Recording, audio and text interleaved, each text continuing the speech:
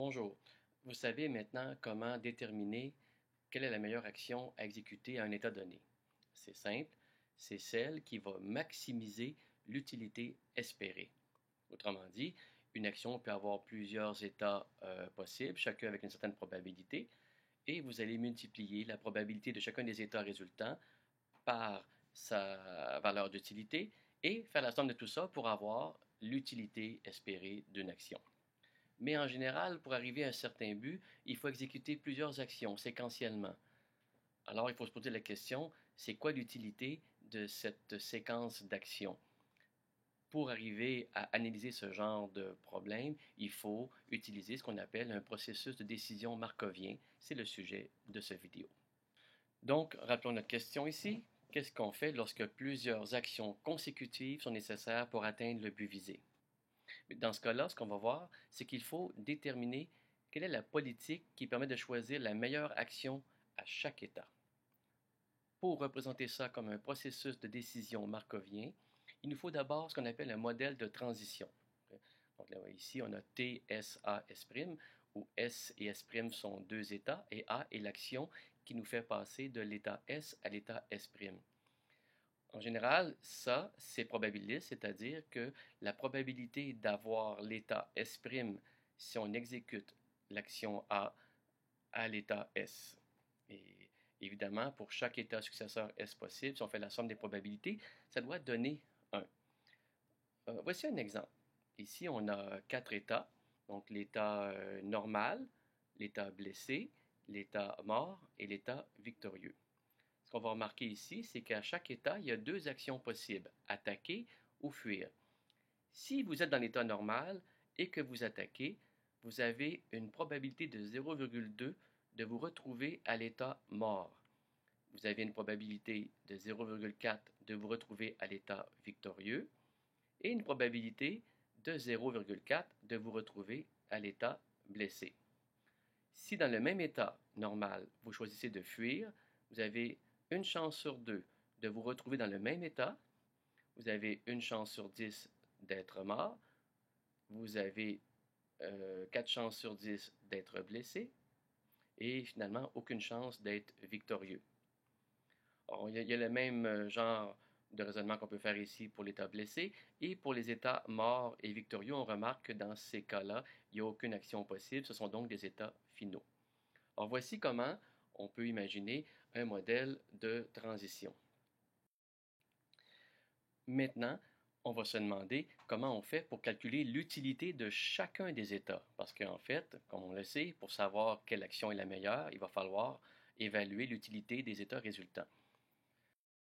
Pour y arriver, on va établir pour chacun des états résultants une récompense. Alors, la récompense, en principe, elle dépend de l'état, l'action qui est utilisée et l'état résultant. Donc ici, dans ce cas-là, avec RSAS', ce serait la récompense associée à l'état S', sachant qu'on est parti de l'état S et qu'on a exécuté l'action A pour y arriver. Alors la récompense peut être une valeur positive ou négative. Évidemment, si la valeur est négative, ça sera considéré comme une punition. Par exemple, ici, dans notre réseau de quatre états, on a ici les récompenses suivantes. Donc, si on est mort, on a une récompense une punition en fait de 100, donc une récompense de moins 100, plus 1000 si on est victorieux, et si on est dans l'état normal, plus 100 et plus 5 dans l'état blessé. Remarquons qu'ici, la récompense pour chacun des états ne dépend pas de l'action qui a été effectuée pour se rendre à cet état-là. On va donc tout simplement indiquer qu'il s'agit de la récompense pour l'état S dans lequel on se trouve. Supposons maintenant qu'une séquence d'actions A1, A2, A3, A4 et ainsi de suite nous fait passer par la séquence d'états suivants S0, S1, S2, S3 et ainsi de suite. Pour chacun des états ici, on a une récompense R0, R1, R2, R3 et ainsi de suite. On aimerait savoir comment évaluer l'utilité de cette séquence d'états-là à laquelle nous amène cette séquence d'actions. L'approche la plus simple qu'on pourrait faire, ce serait de faire la somme des récompenses. On pourrait faire une moyenne, mais est-ce que c'est vraiment ça qu'on veut, faire la moyenne des récompenses? En fait, ce qui serait mieux, ce serait de faire quelque chose comme ceci. C'est-à-dire, par exemple, si on prend l'état initial S0, alors l'état lui-même a une récompense qui est associée à cet état-là, et on va ajouter à ça l'utilité de l'état suivant, S1 ici. Et puis on va multiplier cette valeur d'utilité par un facteur gamma entre 0 et 1. Ce qui fait en sorte, dans ce cas-là, par exemple, si on veut avoir l'utilité de la séquence S0, S1, S2, S3, et ainsi de suite, on aura comme valeur R0 plus gamma R1 plus gamma au carré R2 plus gamma à la 3 fois R3, ce qui fait que au fur et à mesure qu'on avance dans le futur des actions effectuées, la valeur de récompense associée à l'état résultant va être de plus en plus pondérée faiblement. Évidemment, si gamma est égal à 1, ça va avoir l'effet de faire la somme totale avec le même poids pour tous. Et si gamma est égal à 0, ça va avoir pour effet de ne garder que la récompense de l'état courant. Reprenons notre exemple de tout à l'heure. Alors, en fait, ce qu'on cherche ici, c'est une politique, qu'on appelle ici pi de S, qui, pour un état donné, nous indique quelle est l'action recommandée. Et bien sûr, cette valeur d'utilité va dépendre de notre gamma. Supposons par exemple ici qu'on met gamma égale à 1, c'est-à-dire que toutes les récompenses futures sont prises en compte. Ce que ça va avoir pour effet, ça, parce que le futur est très important, c'est que dans le cas où on est normal, à l'état normal, on va vouloir attaquer, et puis dans le cas où on est blessé, on va vouloir fuir. Et parce que fuir nous amène moins en danger que d'attaquer lorsqu'on est blessé. Et parce que lorsqu'on est blessé, attaquer a une grande possibilité de nous amener à l'état mort, okay? Ou même de revenir encore à l'état blessé qui peut nous ramener encore à l'état mort. Donc, il y a beaucoup plus de risques de tomber dans l'état non désiré ici. Par contre, si on met gamma égale 0,69, donc le futur a moins d'impact à notre décision. Alors là, ici, c'est intéressant ce qu'on voit, c'est que l'action attaquée lorsqu'on est blessé va être préconisée. Et ça, c'est normal puisque les valeurs négatives qu'on va avoir dans les récompenses futures à cause du fait qu'on peut tomber dans le temps mort vont être pondérées plus faiblement à cause de notre gamma qui est en dessous de 1. Tout ça est bien beau, on est capable de calculer l'utilité d'une séquence d'états, mais le problème, c'est que cette séquence d'états, on ne la connaît pas vraiment, parce qu'elle résulte de l'exécution de la meilleure action à chaque état. Or, pour choisir la meilleure action à chaque état, il faut connaître l'utilité de chacun des états résultants possibles. Alors là, on est dans un problème du serpent qui se mord la queue. Qu'est-ce qu'on fait pour sortir de cette impasse? On va raffiner un peu nos équations ici. Ça nous donne quelque chose comme ceci. Pour calculer la politique optimale, il va falloir déterminer quelle action maximise l'utilité espérée. Ça, c'est notre formule habituelle, sachant que chaque action peut avoir plusieurs états résultants possibles, chacun avec sa probabilité exprimée par la table de transition ici. Et bien sûr, chaque état résultant a son utilité. Eh bien, on va prendre l'action qui maximise cette somme-là. Mais c'est quoi l'utilité d'un état? Bien, on l'a ici. L'utilité d'un état, c'est bien sûr la récompense associée à cet état-là, plus l'utilité espérée de l'action qu'on peut faire dans cet état-là. Bien sûr, il va falloir prendre en compte l'action qui maximise l'utilité espérée ici. Et on va multiplier ça par notre facteur gamma ici. Alors, on remarque ici qu'il va falloir utiliser une certaine récursivité pour pouvoir calculer notre valeur d'utilité pour un état afin de déterminer notre politique optimale. Voilà, on a les équations qu'il faut pour résoudre le problème. Mais là, je pense que vous aimeriez peut-être avoir une idée plus claire du genre d'algorithme qu'on va développer pour résoudre ce problème-là. Alors, ce que je vais faire, je vais reprendre l'exemple de tout à l'heure et vous montrer comment, avec l'algorithme d'itération de la valeur, on peut déterminer la politique optimale. Alors, supposons ici que notre gamma est égal à 1. Ça va simplifier nos calculs. Et commençons par l'état normal. Alors, à l'état normal, qui a une récompense de 100, il y a bien sûr deux actions possibles, fuir et attaquer. Mais ici, peu importe le résultat qu'on a de l'action, le résultat, c'est toujours une utilité égale à 0. Donc, au final, on va avoir la même valeur pour fuir et attaquer, c'est-à-dire 100. On va en prendre une au hasard. On va supposer ici qu'on prend attaquer. Le même phénomène va se passer ici avec l'état blessé, qui a une récompense de 5. Et comme tous les états successeurs sont à 0, on va ici avoir la même valeur pour les deux actions, c'est-à-dire 5. On va prendre ici par hasard attaquer. Et mort n'a aucune action possible. On a une utilité ici tout simplement de moins 100. Même chose pour victorieux. On a une utilité de 1000. Ça, c'est notre première itération. On recommence le tout avec notre deuxième itération, avec bien sûr notre premier état normal. Ici, on remarque que l'action fuir a une utilité moins grande que l'action attaquer. On va donc conserver ici l'action attaquer. Comment on a obtenu cette valeur-là? Eh bien, on a calculé ici, ça c'est notre récompense de départ, notre récompense associée à l'état, et ici, ça, c'est le calcul de l'utilité espérée si on exécute l'action fuir. Alors, comment on calcule ça? On sait que fuir a 5 chances sur 10 de nous remettre à l'état normal. On sait que l'état normal a une utilité de 100. Donc, on a 0,5 fois 100. On a une chance sur 10 de se retrouver à l'état mort. L'état mort a une utilité de moins 100, donc ici on aura 0,1 fois moins 100. 4 chances sur 10 de se retrouver à l'état blessé. L'état blessé a une utilité de 5. On aura 0,4 fois 5 et tout ça nous donne 142. On répète le même genre de calcul pour attaquer et on a 482, ce qui fait qu'on choisit attaquer. Pour l'état blessé, qu'est-ce qu'on remarque ici? On remarque que attaquer a, encore une fois, une valeur d'utilité plus élevée. Avec des calculs similaires, on conserve donc attaquer. Là, les valeurs d'utilité ont changé. Ici, c'est 57, et avant, pour le normal, on avait 482. Et ça va donc être ajusté dans notre table ici. Évidemment, les nœuds morts, les états morts et victorieux ne sont pas révisés, puisqu'il n'y a aucune action qui part de ces états-là.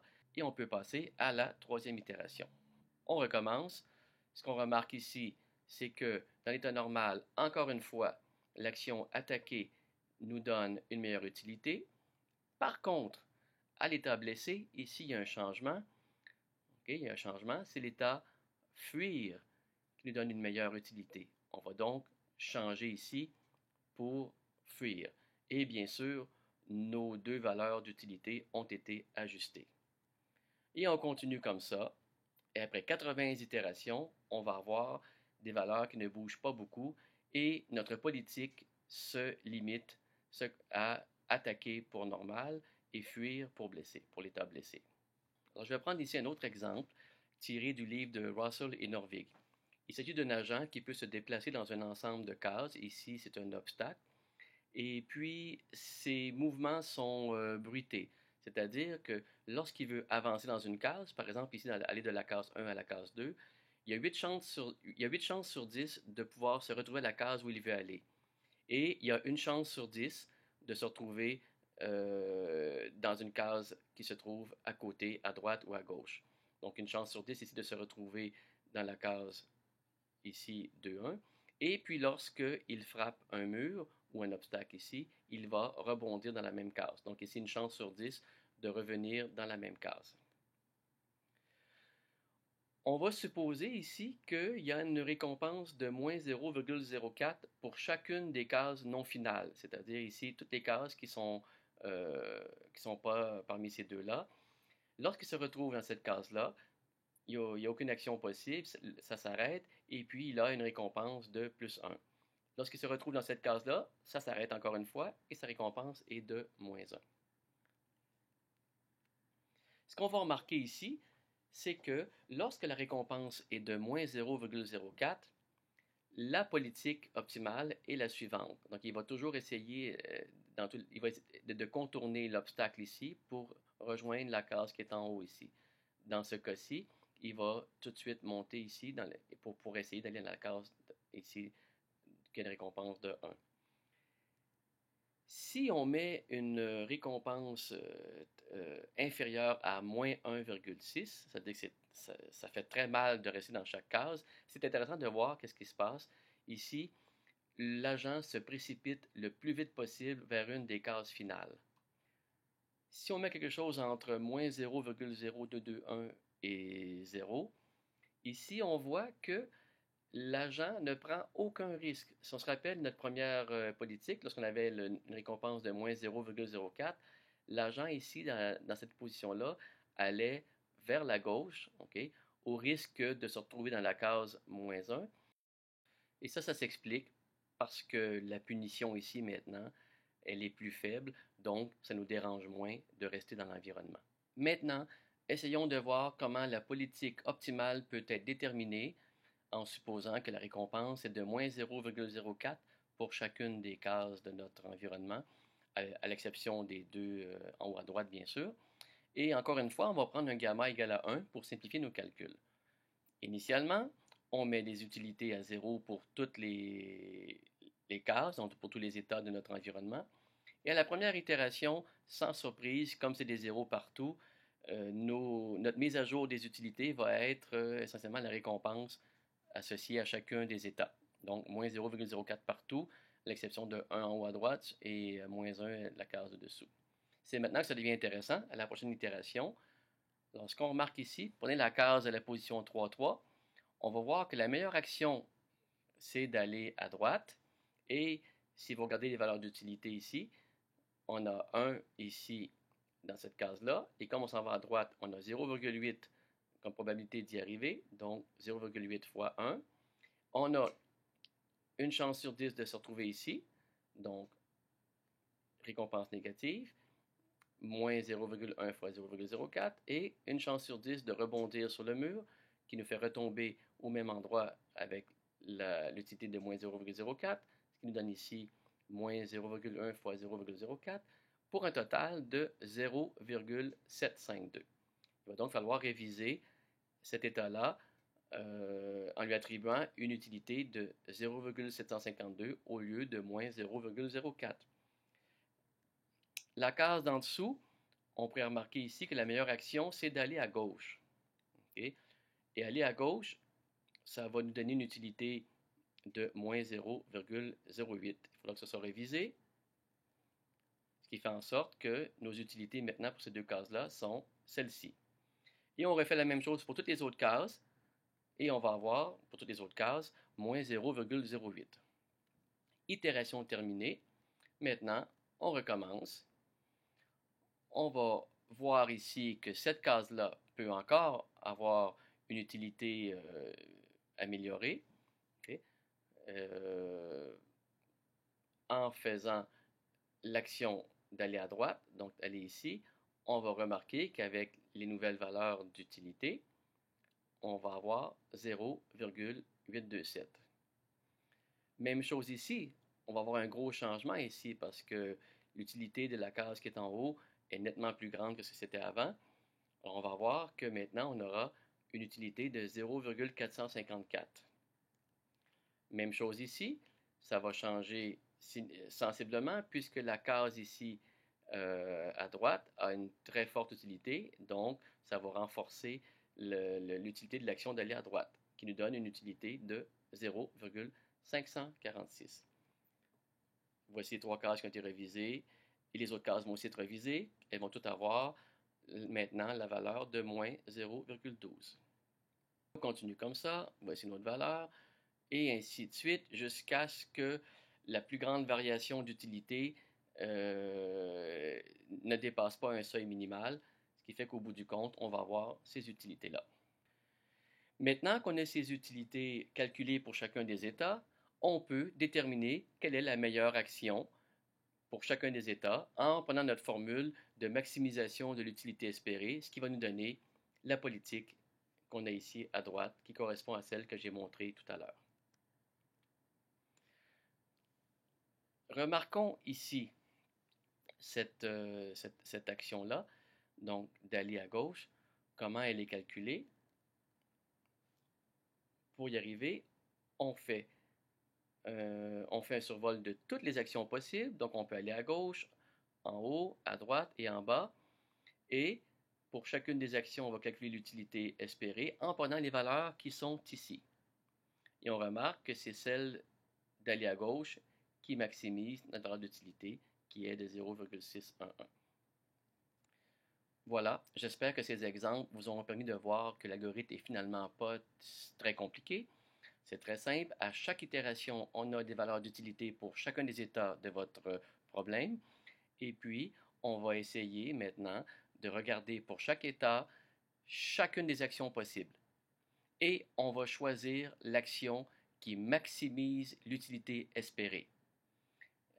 Et finalement, cette utilité espérée sera ajoutée à la récompense de l'état pour fournir notre nouvelle valeur d'utilité.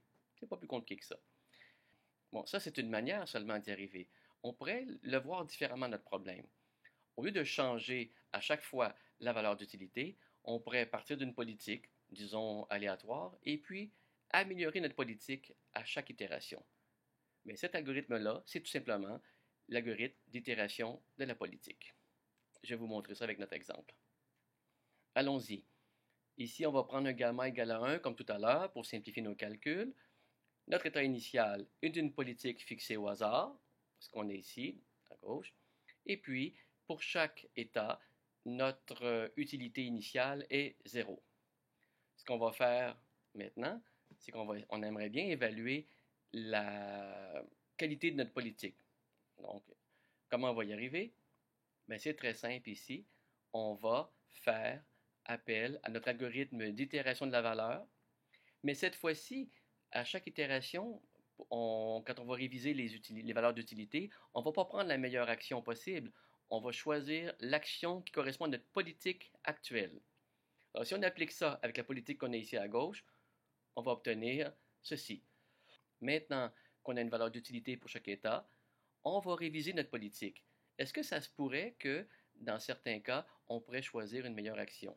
Mais dans ce cas-ci, ce qu'on va remarquer, c'est que à la case 3.3, donc à cet état-là, notre politique décidait d'aller vers le bas, mais si on prend les valeurs d'utilité qu'on a ici euh, calculées, on découvre que la meilleure politique, ce serait d'aller à droite, qui nous donnerait 0,631. On va donc réviser notre politique. Notre politique, maintenant, c'est ceci. Les autres ne vont pas changer parce que, d'après nos valeurs d'utilité calculées ici, il n'y a pas de meilleure action que celle qu'on a ici. Voilà, notre politique a changé. Qu'est-ce qu'on fait? On la réévalue en faisant l'application de l'algorithme d'itération de la valeur. Ça nous donne des nouvelles valeurs d'utilité ici. Et là, on va remarquer qu'il y a plusieurs actions qui pourraient être révisées. Celle-là ici, qui nous dit d'aller vers le haut, alors qu'on devrait aller vers la droite pour une utilité espérée de 0,778. Okay, c'est normal, on le voit bien ici, là, que aller vers le haut, ça nous donne seulement une chance sur 10 d'avoir 0,92, alors que si on va vers la droite, on a 8 chances sur 10 d'avoir 0,92. Le même phénomène se présente ici pour cette action-là. Alors, notre politique dirait d'aller vers la gauche, alors qu'on devrait aller vers le haut. Finalement, ici, au lieu d'aller à gauche, si on recalcule avec nos valeurs d'utilité à droite, ça nous dit qu'on devrait plutôt aller vers le haut. Ce qui fait que maintenant, notre politique, elle est revisée pour obtenir ceci. Encore une fois, on va calculer les valeurs d'utilité selon cette politique en utilisant l'algorithme d'itération de la valeur. On va obtenir ceci. Et on continue comme ça, tant que notre politique change. Et à un moment donné, il va arriver une situation où notre politique ne change plus, ce qui va être notre cas ici, avec l'état final suivant, qui, vous pouvez vérifier, correspond exactement à la politique obtenue avec l'algorithme d'itération de la valeur, et les valeurs d'utilité finales obtenues sont aussi exactement les mêmes. Ceci termine ma présentation des processus de décision markoviens. Alors, vous savez maintenant comment déterminer la politique optimale dans un tel genre de situation. Mais une chose importante ici à comprendre, on a été capable de le faire parce qu'on connaît la table de transition. C'est-à-dire qu'on sait pour chaque action quels sont tous les états possibles.